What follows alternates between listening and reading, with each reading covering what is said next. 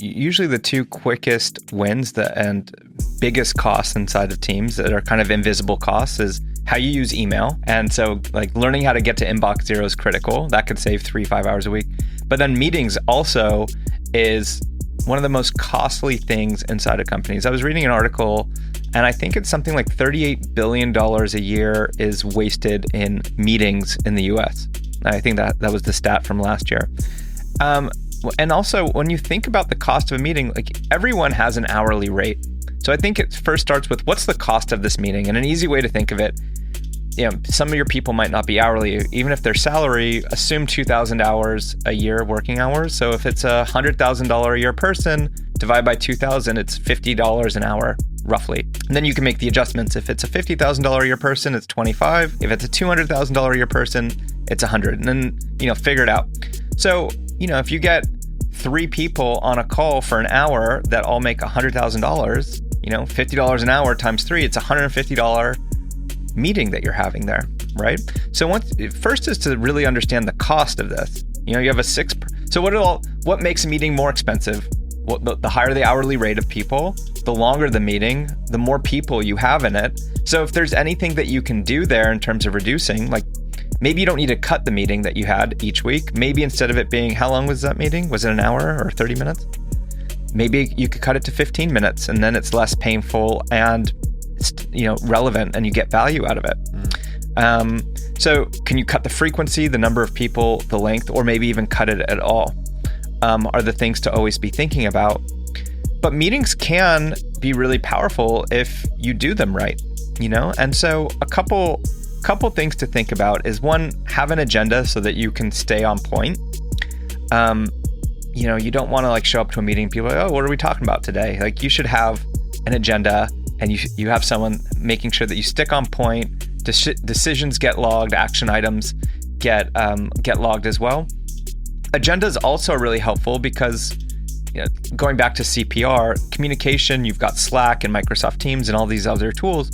You don't want every time someone has an idea, the worst thing is they just start dumping it to you in Slack or Teams and then nonstop notifications, So you want to have an agenda to give them a place to dump non-urgent things that can wait till next week or next month's meeting. But your brain is for having ideas, not holding ideas. So you have to give them a place to dump it so that they're not walking around trying to hold on to this thing. So an agenda serves multiple purposes, but the best use of a meeting is for live collaboration.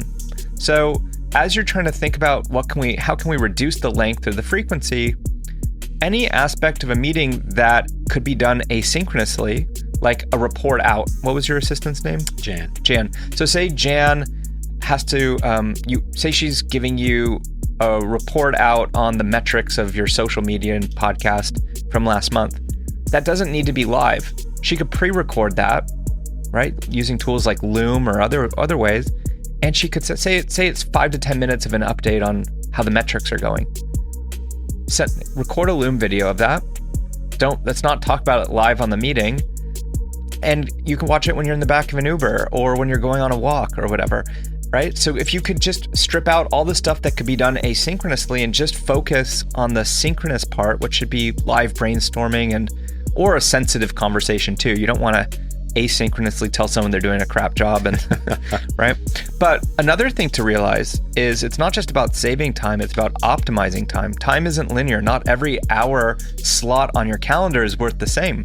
So if you're doing those meetings at say 9 o'clock or 10 o'clock, if your time's worth $100 an hour, that time slot actually might be $1,000 an hour time slot, right? Monday at 9 is the most valuable slot on the entire week.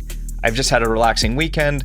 I woke up in the morning, did my workout, my morning shake, all that stuff.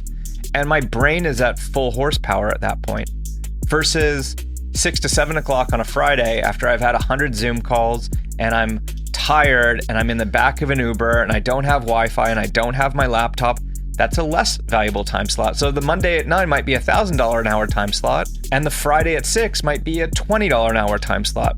So if I can do a time shift and now watch Jan's video in that $20 an hour time slot, I'm still absorbing everything I need to absorb, but I'm optimizing my time. And now I can keep that 9 a.m. Monday time slot for stuff that's more complicated, that requires a bigger decision, that really needs that full horsepower. Does that make sense? Absolutely.